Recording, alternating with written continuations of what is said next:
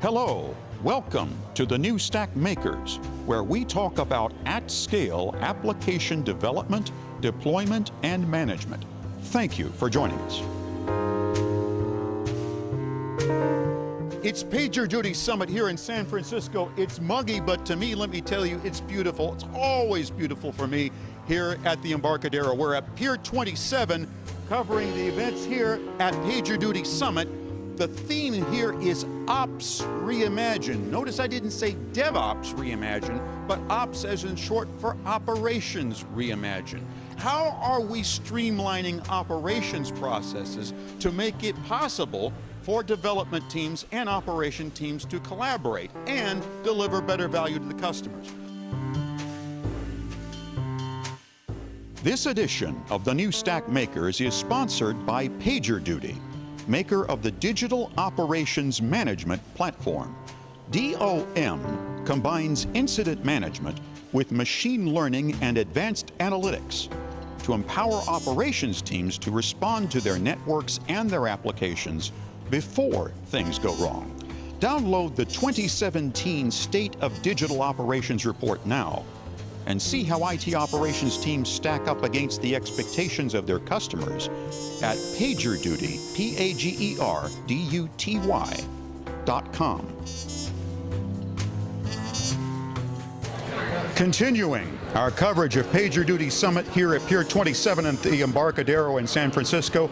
I'm Scott Fulton of the New Stack. My guest joining me here is Dr. Nicole Forsgren, who is CEO and founder of DevOps Research and Assessment LLC. Now, if you've read the State of the DevOps report every year, and I believe it's come out since 2012. Was that your first one? Since 2012, that's when Puppet started it, but my involvement started in 2014. If you've seen the report and you've seen Puppet's logo alongside DORA and you wondered, who's DORA? Now you know. DORA is DevOps Research and Assessment. And what they do is contribute research and insight to the State of DevOps report. So every year we've got a pretty good handle on how the evolution of the DevOps concept is happening within organizations. So for those folks who may not have seen the report this year, give me an example of maybe 2 or 3 of the key insights. Sure. So this year we extended the report to include a few things. One is the role of leadership and how leadership kind of helps support and amplify the effects of everything else, right? Because we can't do our work without leaders, without managers, without their support. Although historically so many of us have considered DevOps to be a grassroots movement.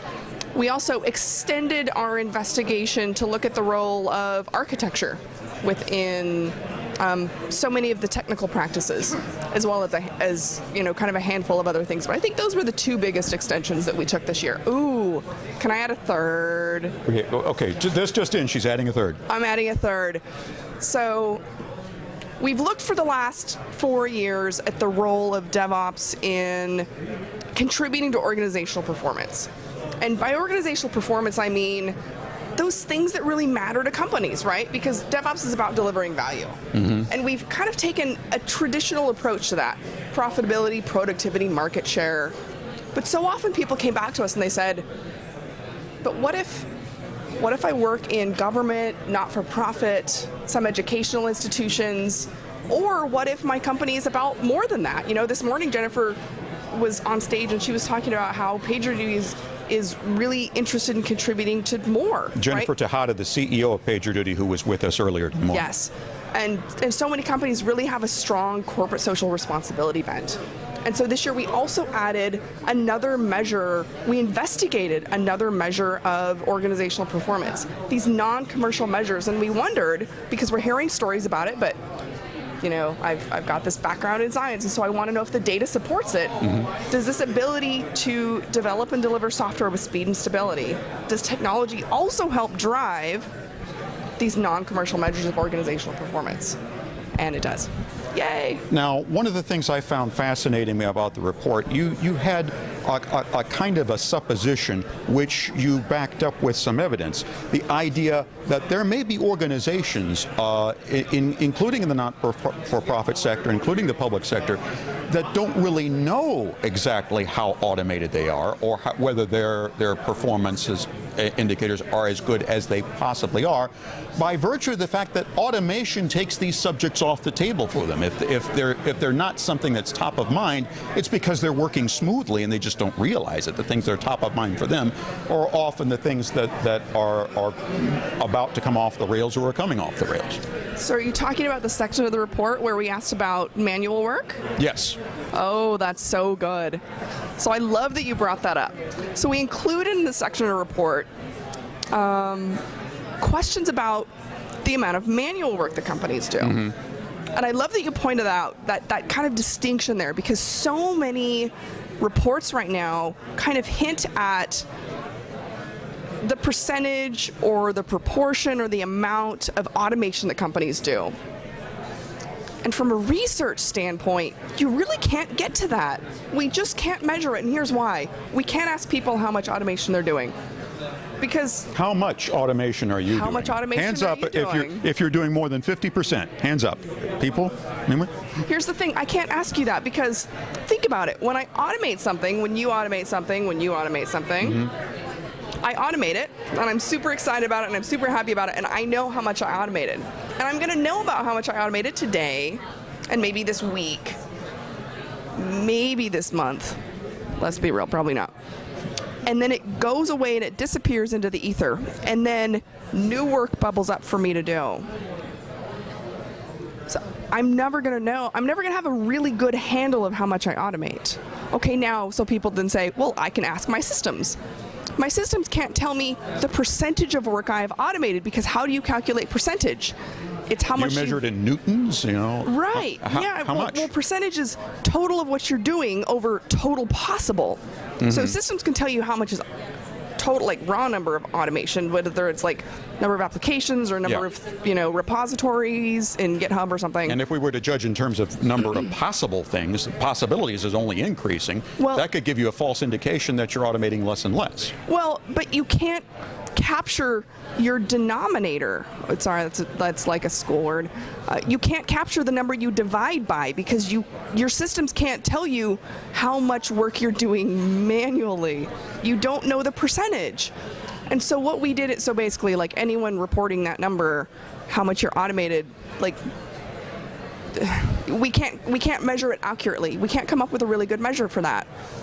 Because, I mean, think about it another way. When we try to estimate transforming old legacy code bases, we're like, yeah, this is how long it's going to take. And then we start undigging this hole and unwinding this amazing ball of yarn, and it just balloons on us because it's so complex and there's so much extra there that we never anticipate, because it's crazy.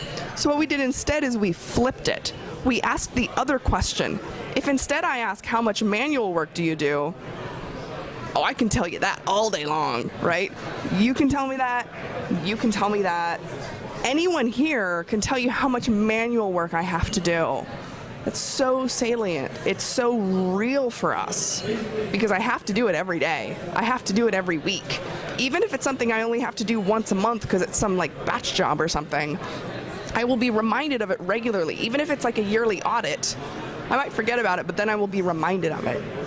So that's how we measured it. But since the nature of work is always evolving, can't we assume that there is always some form of manual work that will always be absorbing people's time, and because of the way work works, will always absorb as much of people's time as there is, so there will always be an assumption among people, oh, I've always got more and more and more to do, even if that isn't really the number of jobs or the number of tasks that is actually increasing, even if the actual burden on them from a quantitative standpoint is not increasing. So there will always, there's a difference there. There will always be work to do. There will always be things to do. But is it manual? And so we broke it down into a few categories. We asked how much of their configuration management they're doing manually. That's not a good thing to be doing manually, because there's so much opportunity for mistakes. We asked how much of their testing they're doing manually. Now, specific certain types of testing should be done manually. But there are very many categories of testing that should not be done manually. We asked, how much of your change approval process are you doing manually? Again, much of your change approval process should not be done manually, right? If you take kind of a risk-based approach, normal, boring, everyday changes, we shouldn't be doing manually, right? So we took that kind of approach. Now, very much of our work should be done manually. If I'm a dev, if I'm a coder, yes, I should be doing novel, innovative, interesting, creative work, value-add work. That's manual work, that's work, absolutely. But the things that are rote, the things that are predictable, the things that are not particularly value-add, let's automate that as much as possible so that I free up my time to add value to my organization. Let's do that. At the new Stack, we get into the weeds with respect to processes and things like configuration management. We talk very, very into the nitty-gritty about the technology that underlies that. We get so deeply into the weeds sometimes that I sometimes fear that we're about to be raided by the DEA at any moment.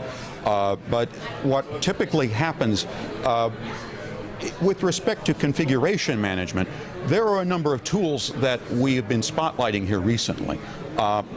Maybe you've heard of them, maybe you haven't. There's something that Pivotal and VMware have been talking about recently with respect to their work on something called Kubo, a way of automating Kubernetes, which is an application deployment platform, so that the configuration management takes place almost as a sort of a bid and ask system, a declarative system where there's a simple ask of please give me this much resources to be able to do this, and those pages upon pages of configuration management get accomplished very much in the background. The ideal being that it takes that task off of people's desk and, as what you're saying, frees people up to do the sort of more creative things that they would like to be doing. So from your vantage point, I would ask, what would they be doing if essentially we've taken configuration management, that very repetitive, very manual labor task, off of people's desks and made that much more automated than it was? Then we've got operators who really do see some digital transformation and say, I got a lot of time for lunch now that I didn't have before. What do they find for them to do that engages them and that gets them working more with developers and that gets them operating in the DevOps spirit? So there are a few things, right? First of all, let's point out that in order to do really interesting work and solve problems, we need space.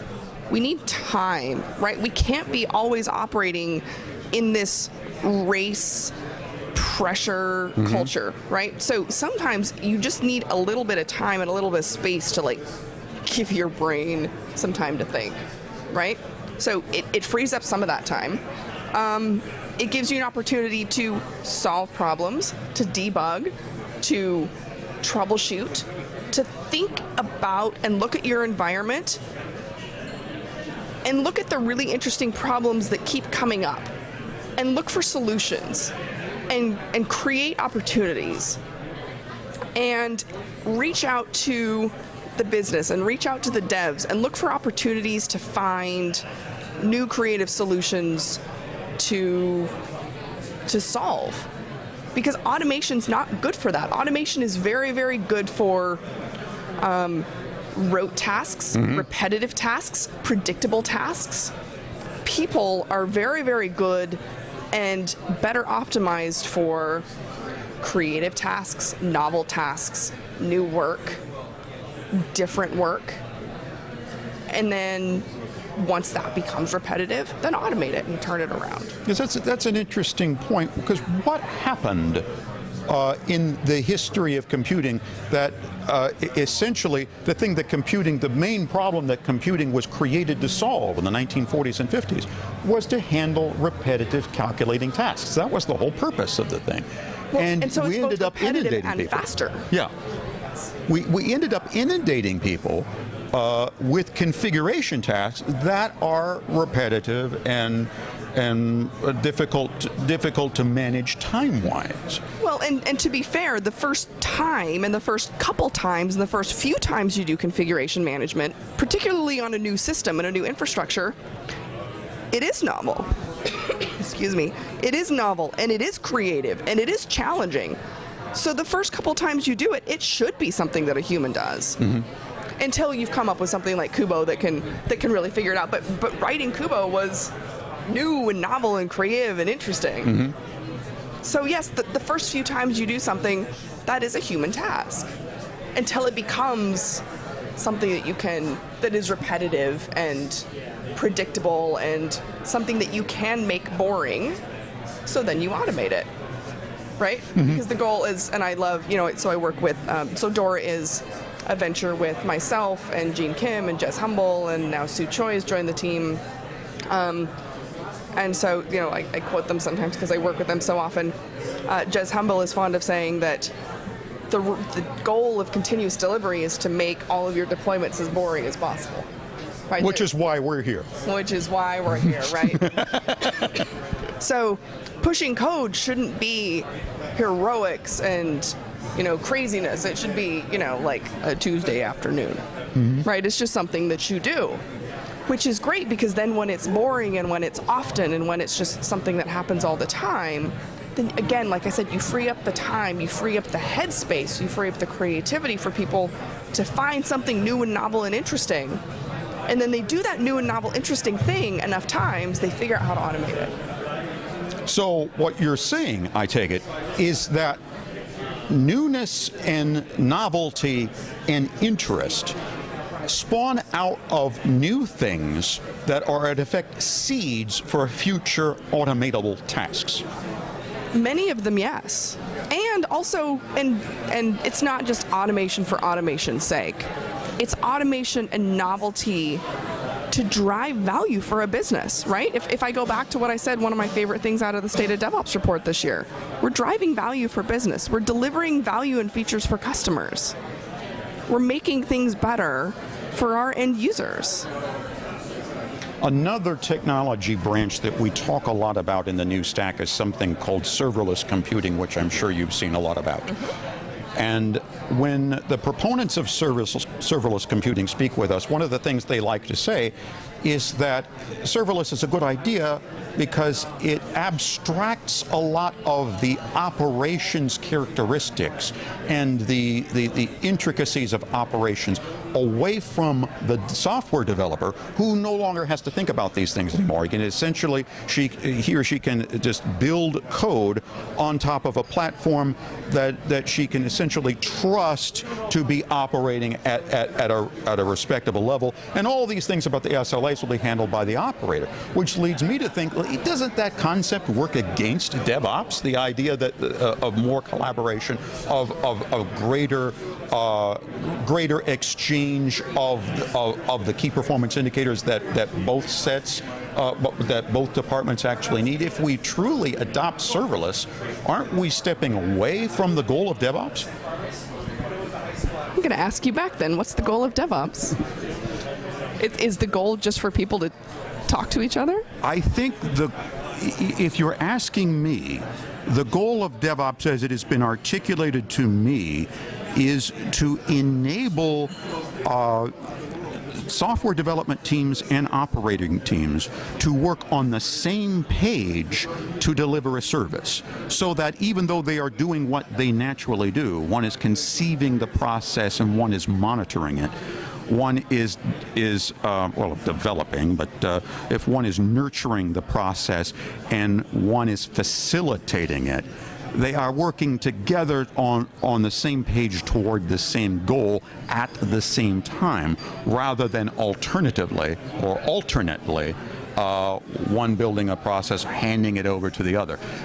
There is concert there is coordination that we don't see in many organizations, House and Senate, and as a result, we see one development job taking place. So my point being on serverless if we put a layer of abstraction between that and say, okay, serverless developer go sit in a corner and not worry about ops for a while, it seems like that works against that goal as I have described it. And if anybody else disagrees with the way I've described it, and I'm sure some of you will, please say so in comments. I disagree. I don't think the end goal is to do all of this development work just so that dev and ops can work together. Okay. I think dev and ops are working together so that we can deliver value to our end users and our customers in the business. The goal being not the collaboration, but the delivery. Yes. But it takes the collaboration to bring that about. I mean, that is the means to an end. Sure. And if we are creating a technological abstraction in the interest of trying to simplify that task for one part of the group, aren't we separating them? So I'm not going to necessarily agree with the premise that like you're removing ops from the equation. Okay. But let's just, like, for the sake of argument, because this is a fun academic exercise, let's just roll with that and say yes for now. What if it still delivers value to your end users and your customers in the business? Then does it matter? Well, Ops, I love you, and I promise I am not saying that you are not needed in the world of serverless, because that's not the case at all. But roll with me for 2 seconds. There are a lot of folks. If this is the case, and we are still delivering value to end users and customers and the business, then does it matter? I would say yes, it does. And Why? there are a lot of folks in the serverless space who would absolutely argue, and they would point to studies and examples showing that their architecture is delivering value to the customers. Okay. So then that being why does the it matter? essential goal, you're saying that if we've achieved our goal, but we've made what my father would have called a Fulton U-turn in order to get to that goal. So people in so-called no ops are also allegedly, again, this is not totally true, and I don't really agree with it, they're, for sake of simplification, are allegedly getting rid of ops as well. They're not really, they're shifting the job roles and job duties, and people kind of hate that term also. But if you're delivering value, then does it matter? And also, ops is still happening. It's just happening elsewhere. You're just shifting and reallocating and moving those job duties. If your question is valid, and I would propose that it is, that the end goal is creating value for the customer, then we could reimagine ops any number of ways and reach that same goal and declare ourselves successful. That is exactly what DevOps does. It reimagines ops and it reimagines dev. Look to what look what ops was 15 years ago. Many ops professionals, who back then were many times called sysadmins, were doing very little coding. Or what they would consider dev work, right? They were doing some scripts, they were doing a lot of scripts, but they wouldn't consider it dev work. Many of them would not classify it as development, even though it was a lot of scripts.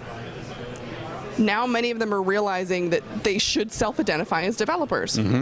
Now, look at what development's doing in the DevOps world.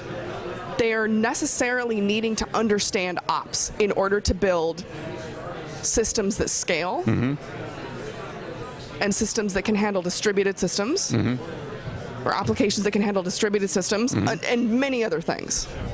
So we are necessarily, and plus test, QA, right, to be able to handle, again, distributed environments, scalable environments, right? You can't just test in like this tiny little silo, like, right? You have to be able to handle all of these cases. So I don't think the reason we do DevOps is so that dev and ops and everyone in between collaborate better. I think we do DevOps so we can deliver value to organizations.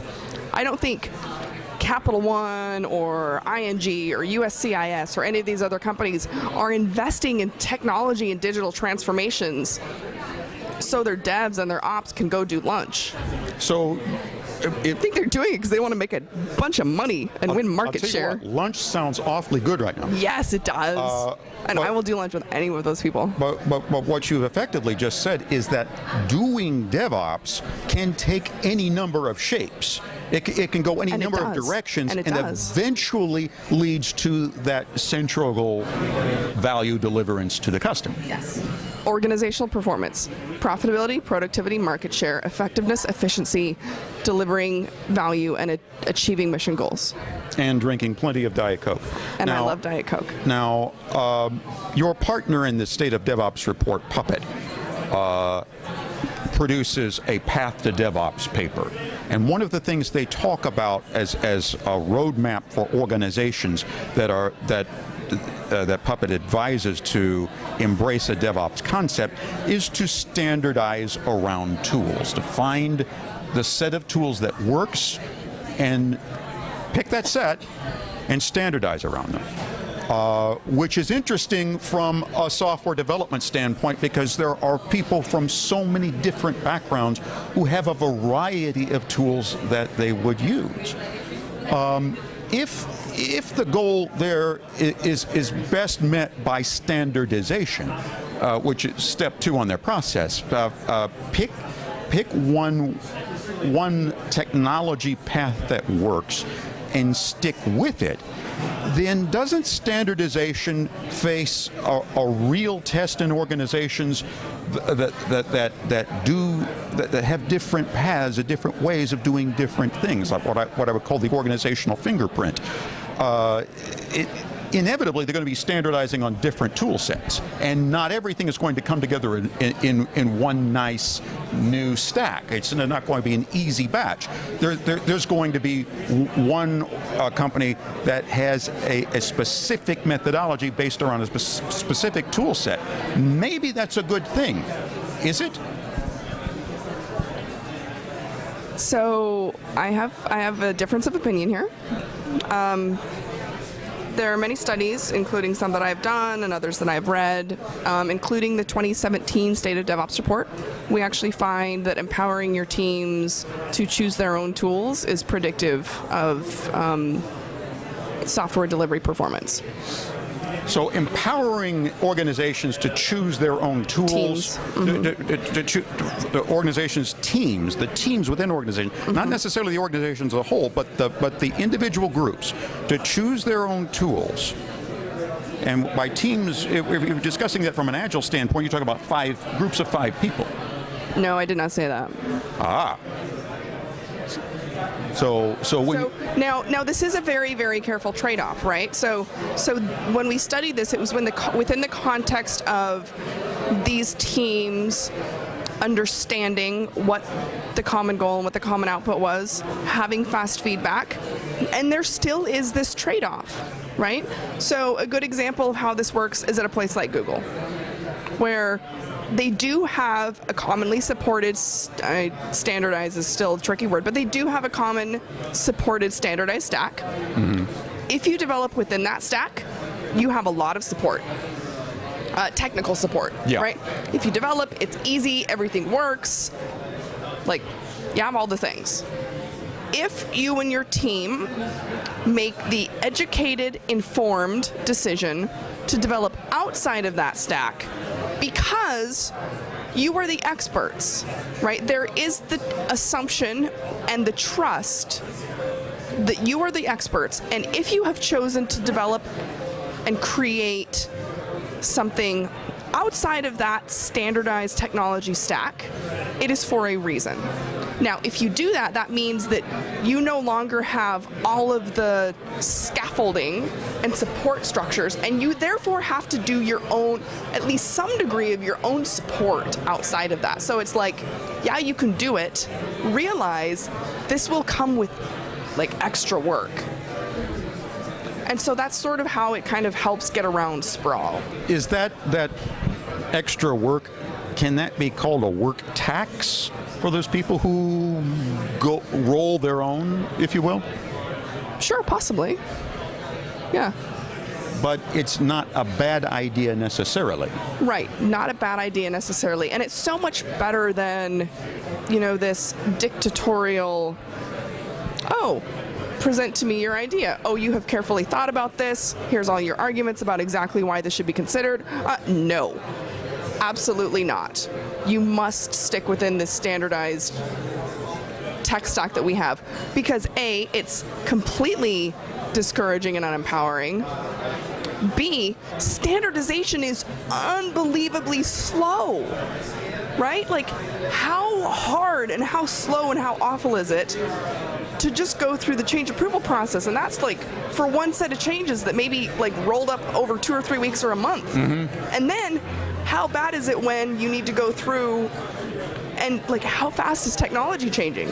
What if it really is the right decision and you're on this pre-approved stack that was approved, I was going to say 6 years ago, but even 3 years ago. And now everyone needs to do like containerization, Docker, right? And you can't because it's not approved. But what if that really is the right decision?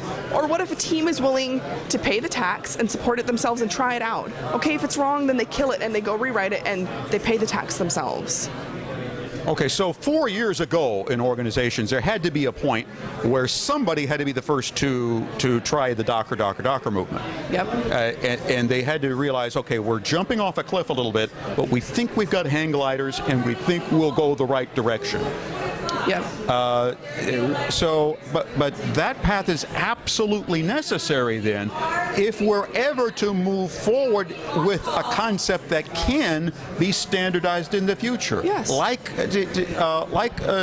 declarative orchestration, like containerization, like serverless architecture. Somebody has to make the leap. Yep. Now, do we decide who that is in advance, or do we just trust people to figure that out for themselves? Trust your teams. I mean, occasionally some people say, oh, we're so worried about resume-driven development. Trust your teams. They are experts. And if an entire team or 2 teams really want to, they can make the case, they do the research, they say this is appropriate for this new project we are working on.